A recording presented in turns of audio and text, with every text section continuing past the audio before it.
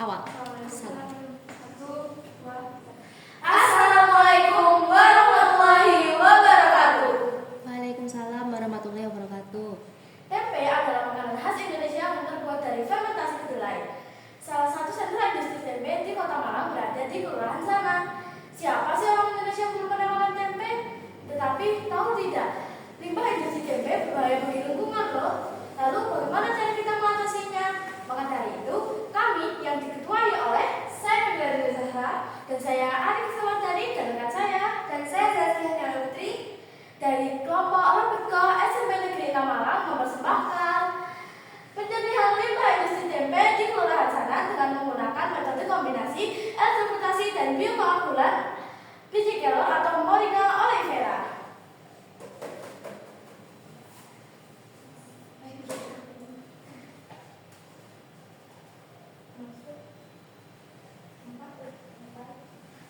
Ada 4 topik utama yang akan kami jelaskan. Yang pertama adalah latar belakang, yang kedua pembahasan, yang ketiga alat elektronikasi dan biokoagulan, dan yang ketiga kesimpulan dan saran. Pada bagian latar belakang akan dijelaskan oleh rekan saya Zaskia. Salah satu kota yang tidak hanya indah secara alam, tapi juga kaya serta secara budaya dan kuliner, yaitu Kota Malang. Terletak di Jawa Timur, Kota Malang dikenal sebagai kota wisata atau kota kuliner. Kota Malang merupakan surganya bagi para peminat kuliner. Salah satu kuliner yang ada di Kota Malang yaitu tempe. Tempe merupakan olahan hasil kedelai yang biasanya dijadikan sebagai lauk pokok bagi masyarakat Indonesia. Selain dengan harga yang murah, tempe juga bisa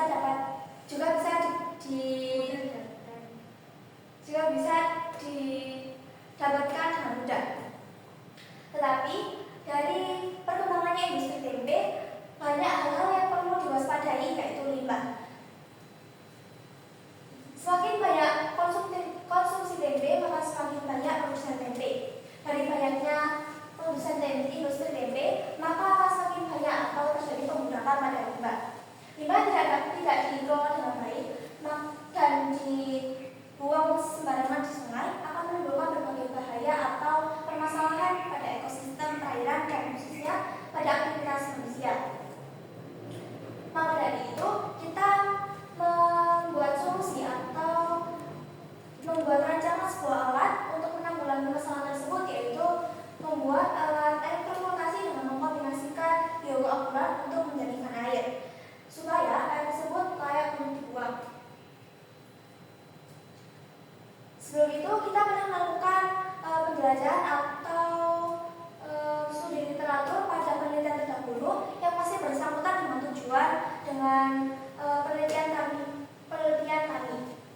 Yang pertama yaitu pada penelitian yang diselenggarakan pada tahun 2021 yang melakukan proses elektrofiltrasi pada air gambut dengan tegangan 20 volt dapat menurunkan turbinitas 87,40% dan DSS 70,4% dengan perubahan nilai pH sebesar 1,2 yang hasilnya berada di 3,8 menjadi 5.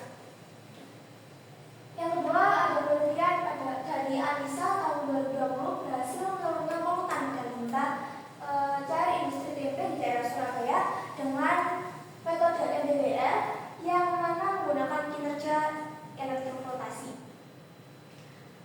Tetapi dari penelitian terdahulu tersebut masih kurang efektif karena terdapat polutan yang berhasil lolos pada kinerja elektrofiltrasi. Maka dari itu diperlukannya terobosan baru agar hasil semakin maksimal. Salah satu terobosan yang kami tawarkan adalah biji kelor sebagai biokoagulan alami. Di Indonesia, kelor tersebar hampir di seluruh kepulauan. Pada penelitian Syahira 2023, biji kelor memiliki protein yang dapat berperan dalam proses penjernihan. Dan pada penelitian Pandia dan Husin menyatakan bahwa penambahan biji kelor mempengaruhi kekeruhan atau turbiditas, TSS, dan pH pada air. Kita akan memasuki pada tahap pembahasan, yaitu ada 3 pembahasan yang akan kita jelaskan. Pertama ada kondisi limbah industri tempe di Kelurahan Sana. Kedua ada desain alat yang kami ciptakan, dan yang ketiga ada efektivitas elektrofiltrasi yang dikombinasikan dengan biokoagulan alami berupa biji kelor. Selanjutnya akan dijelaskan oleh rekan saya Nabila. Masuk ke dalam peraturan menteri hidup yang menjelaskan tentang baku mutu air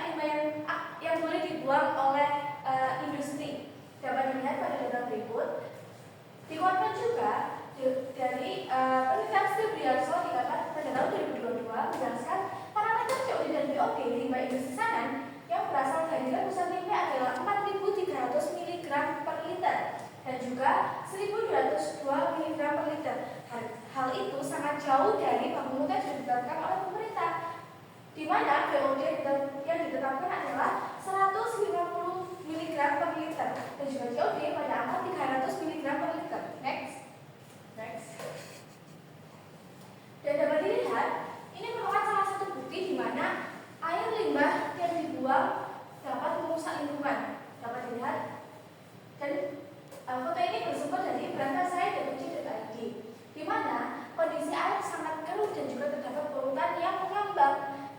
Kondisi ini juga sangat buruk mengingat bahwasannya aliran air dari sungai kawasan Tempesan dari kawasan Sanan akan berlanjut ke daerah yang lain dan berdampak kepada daerah yang lain juga. Next. Maka dari itu kami memiliki inovasi berupa rancangan alat elektrofiltrasi yang dikombinasikan dengan biokoagulan. Dapat dilihat desain alat kami. Next. Masuk ke dalam cara kerja alat. Yang pertama, pada adaptor kami memberikan cadangan aliran listrik sebanyak 12 volt selama 60 menit kepada elektroda berupa aliran matoda. Dihubungkan juga dengan kabel penghantar tegangan dan dapat dilihat bahwa yang berada dalam tangki elektrofiltrasi adalah limbah cair tempe yang belum dilakukan penjernihan. Next. Setelah diberi tegangan selama 12 volt selama 60 menit, terdapat dua lapisan. Yang pertama yaitu lapisan yang gelap merupakan polutan yang sudah terpisah dari limbah cair tempe yang selama 60 menit. Dan juga yang kedua merupakan limbah cair yang sudah melalui proses elektrofiltrasi. Setelah itu, polutan yang sudah terpisah disaring menggunakan saringan bahan stainless steel. Dan setelah polutan semuanya dapat terangkat, keran yang berada pada tangki elektrofiltrasi dibuka untuk menekan limbah ke tangki biokoagulan. Next. Selanjutnya pada tangki biokoagulan diberikan bubuk biokoagulan berupa bubuk biji kelor, kemudian diaduk dan didiamkan selama 6 jam. Next. Setelah proses biokoagulasi terdapat dua lapisan yang terpisah, yaitu lapisan yang bawah merupakan polutan yang sudah terpisah oleh biji kelor, kemudian yang lapisan yang ke atas adalah air limbah yang sudah layak buang. Kemudian air yang sudah layak buang dibuang melewati keran untuk tempat air hasil penjernihan, dan kemudian setelah tempat air yang sudah siap dibuang habis, endapan biokoagulan kemudian dimasukkan ke dalam tangki endapan. Next. Selanjutnya adalah efektivitas elektrofiltrasi dan biokoagulan yang dilakukan oleh Ali. Efektivitas elektrofiltrasi dan biokoagulan. Memanfaatkan kelor sebagai biokoagulan di negara tropis sangat menguntungkan karena kelor mudah ditemukan, dapat dibudidayakan dengan mudah dan belum dimanfaatkan secara maksimal. Elektrofiltrasi sangat sesuai digunakan untuk penjernihan limbah organik karena prosesnya dapat melakukan partikel terdispersi ke permukaan. Menurut studi literatur, hasil proses elektrofiltrasi menurunkan kadar COD dan kekeruhan sebanyak 85% dan 77%. Kemudian pada proses biokoagulasi dengan menggunakan biji kelor menurunkan TSS dan kekeruhan sebesar 58% dan 69%. Dari penjelasan kami dapat ditarik kesimpulan berupa 1. Proses elektrofiltrasi biokoagulasi biji kelor lebih efektif. 2. Pengaruh penempatan tangki biokoagulan juga mempengaruhi efektivitas serta mengurangi kontaminasi. Dan yang ketiga, karena inovasi ini, industri tempe sanan dapat terus melakukan kegiatan produksi karena pencemaran telah terasati dan bahkan perekonomian di industri sanan dapat semakin berkembang. Saran untuk peneliti selanjutnya dari kami, pertama, peneliti lain bisa menggunakan biokoagulan lainnya yang lebih efektif untuk menjernihkan limbah. Yang kedua, peneliti lain mampu mengembangkan kombinasi elektrofiltrasi biokoagulasi untuk masalah pencemaran yang lainnya. Dan yang ketiga, peneliti lain dapat menciptakan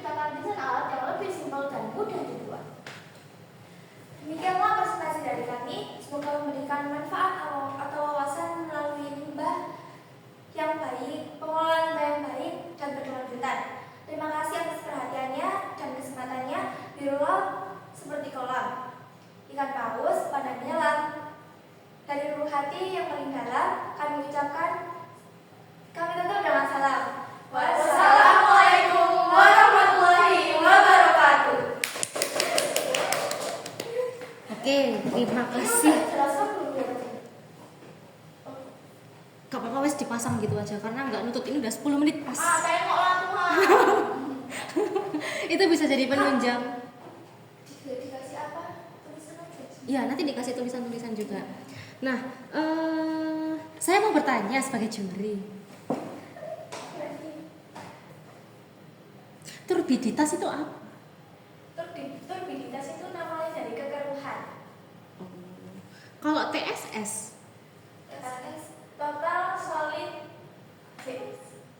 duduk solid solid itu terakhir. Total suspended solid atau total ininya kak. Loh kan kak hilang apa? Total suspended solid itu ada TSS, TDS, BOD, COD, apa itu tadi? COD adalah namanya dari chemical oxygen demand. BOD adalah biochemical oxygen demand. Terus COD TSS itu total suspended solid, TDS total suspended. Browsing. Lali kak ini. Ayo browsing sama dicatat sekarang, tidak pakai lama. Ari, ambil aja Zaskia. HP-nya diambil boleh. Iku ketok sepele rek, tapi iso lagi tak apa. Ya enggak sih? Total dissolve. Apa itu artinya? Kalau kamu bilang COD kepanjangannya itu, oke, apa tuh maksudnya? TDS itu total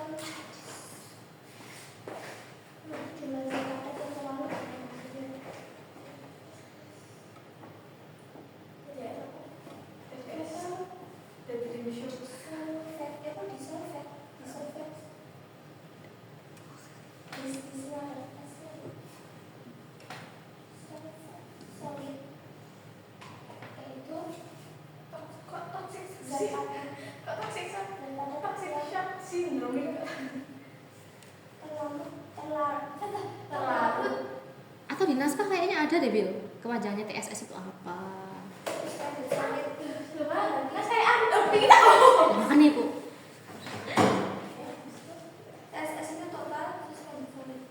Apa artinya? Maknanya apa? Padatan persistensi total dalam air.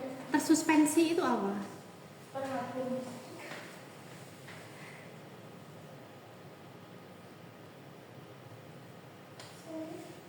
Apa itu tersuspensi? Hal-hal sepele tapi itu pasti ditanyakan sih. Campuran fluida yang mengandung partikel padat. Apa itu fluida? Pakai istilah lain, jangan fluida.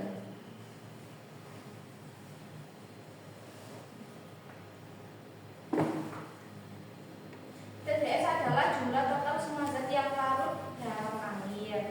Sedangkan TSS Catat. Semuanya mencatat apa yang dibilang sama Nabila tadi. TDS adalah TDS itu jumlah total total zat yang larut dalam air. TDS total dissolved solid. Kalau TSS total suspended solid itu jumlah total dari bit itu apa? tulisannya apa? BIT strip bit jumlah Lanjutin dulu sih. Atau kalau nggak cari istilah yang lain.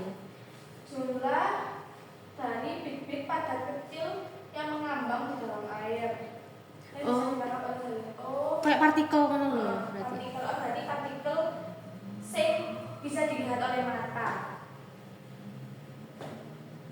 Jadi sesuatu yang berukuran kecil kayak bit titik. Misalkan butiran-butiran air. Nah, pakai istilah butiran aja. Jumlah dari butiran Dari partikel pasang mata. Oh, sama-sama mata. Wis pokoknya lek TDS itu zat yang terlarut, lek TSS itu partikel yang tak larut atau yang masih ada bentuk padat. Terus kan apa itu BOD dan COD? tercamurnya polutan atau partikel yang sudah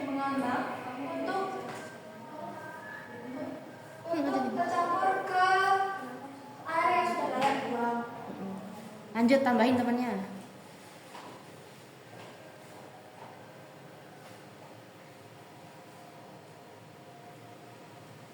Karena enggak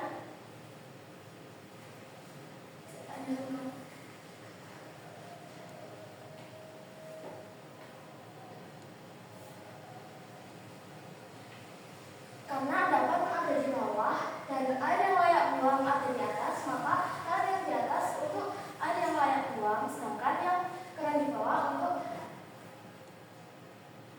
membuang padatan atau partikel-partikel yang sudah mengendap.